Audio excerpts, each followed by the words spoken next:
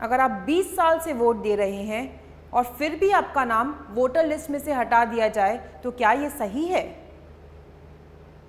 बिहार में 8 करोड़ वोटर्स को दोबारा अपने डॉक्यूमेंट सबमिट करने पड़ेंगे।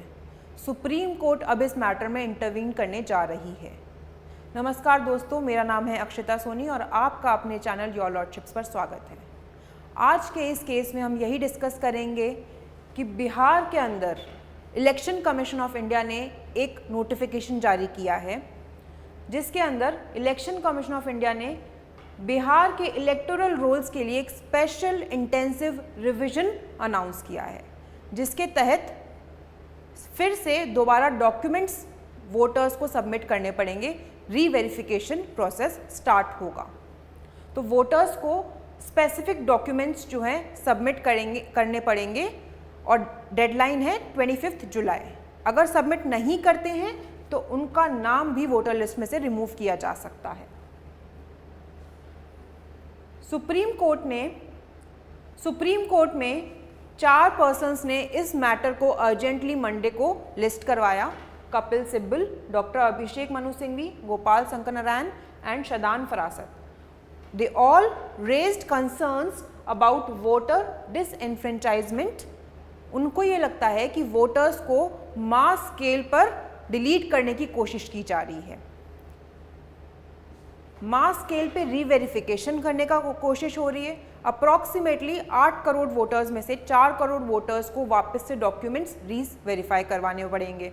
इससे क्या होगा? और एडवोकेट्स का ये भी कहना है कि जो कॉमन आईडीज़ हैं, आधार कार्ड, वोटर आईडी कार्ड, ये सब एक्सेप्ट भी नहीं होंगे। डेडलाइन रख दी है 25 जुलाई कि 25 जुलाई तक आपको सबमिट करने हैं, अदरवाइज आपका नाम वोटर लिस्ट में से हटा दिया जाएगा। तो उनके मुताबिक ये जो यहाँ पर arbitrary, that means without following due process of law, आपका नाम डिलीट किया जा सकता है रजिस्टर्स में से। सुप्रीम कोर्ट ने कहा कि ये जो टाइमलाइन है, ये टाइमलाइन की कोई लीगल सैंक्टिटी ही नहीं है, क्योंकि अभी तक बिहार में जो इलेक्शंस होने वाले हैं उसकी डेट नोटिफाई नहीं की है। तो ये 25 जुलाई की टाइमलाइन दी है, इसकी कोई लीगल सैंक्टिटी नहीं है, since elections have not yet been notified. So petitions अभी तक 4 पर्सन्स ने फाइल कर दी है, Manoj Jha, ADR, UCL and activist Yogendra Yadav and Mahua Moitra ने। और इन्हीं सबका क्लेम है कि ये जो ECI का एक्शन है वो अनकॉन्स्टिट्यूशनल है और एक्सक्लूजनरी है। सो पेटिशनर्स का कहना है कि ये जो रिवीजन हो रहा है मास स्केल पे, ये लॉजिस्टिकली इम्पॉसिबल है। इम्पॉसिबल है कि इतने सारे लोगों के डॉक्यूमेंट्स फिर से वेरीफाई हो पाएँ 25 जुलाई तक। डॉक्यूमेंट्स जो हैं वो भी अनक्लियर है और ओवरली रेस्ट्रिक्टिव तरीके से बताए गए हैं। Long standing voters they may be arbitrarily disenfranchised, मतलब जो काफ़ी सालों से वोट कर रहे हैं, जिनको 20 साल हो गए, 30 साल हो गए वोट करते हुए, और आज एक ECI की नोटिफिकेशन से उनको डिसइनफ्रेंचाइज कर दिया जाएगा, उनको डिलीट कर दिया जाएगा वोटर लिस्ट में से। So this process lakhs transparency and fairness. तो उनको लगता है कि ये प्रोसेस में कोई भी ट्रांसपेरेंसी नहीं है और फेयरनेस भी नहीं है। सो क्वेश्चन अब ये अराइज होता है कि क्या वोटर्स को रिमूव कर देना चाहिए ऐसे स्पेशल इंटेंसिव रिवीजन से? क्या ECI के पास पावर है ऐसा मैसिव रीस्केल वेरिफिकेशन करने की? और क्या सेफगार्ड्स अवेलेबल हैं जेन्युइन वोटर्स के लिए? सो बिहार के इलेक्शंस अब 2025 में आ ही रहे हैं। अप्रॉक्सीमेटली 8 करोड़ वोटर्स के ऊपर इम्पैक्ट आएगा इस डिसीजन का। So it raises questions about 3 things. First, ECI की अकाउंटेबिलिटी क्या है? Secondly, due process of law follow हो रहा है नहीं हो रहा है? And thirdly, fundamental right to vote. लोगों का फंडामेंटल राइट टू वोट भी इम्पैक्ट करेगा इस डिसीजन से।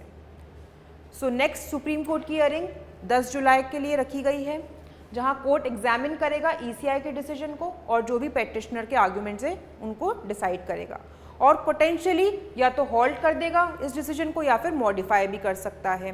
क्या ये डिसीजन मास डिसइनफ्रेंचाइजमेंट की तरफ है? इस चीज़ को सोचने वाली बात है। और रियल क्वेश्चन ये है कि क्या what if this happened in your state? Should voting history count for nothing? क्या अगर किसी वोटर ने 20 साल 30 साल से वोटिंग की है तो क्या उनकी वोटिंग हिस्ट्री कुछ भी महत्व नहीं रखती है? ज़रा सोचिए। और कमेंट सेक्शन में ज़रूर बताइए अपना ओपिनियन कि क्या ये डिसीजन सही है ईसीआई का, या फिर ये वोटर्स लिस्ट को क्लीन करने का एक जेन्युइन तरीका निकाला जा रहा है। सोचिए, कमेंट सेक्शन में ज़रूर बताइए। और अगर आपको ये वीडियो पसंद आया हो तो लाइक करिए, अपने दोस्तों के साथ शेयर करिए और हमारे चैनल को सब्सक्राइब करना ना भूलिए। Thank you.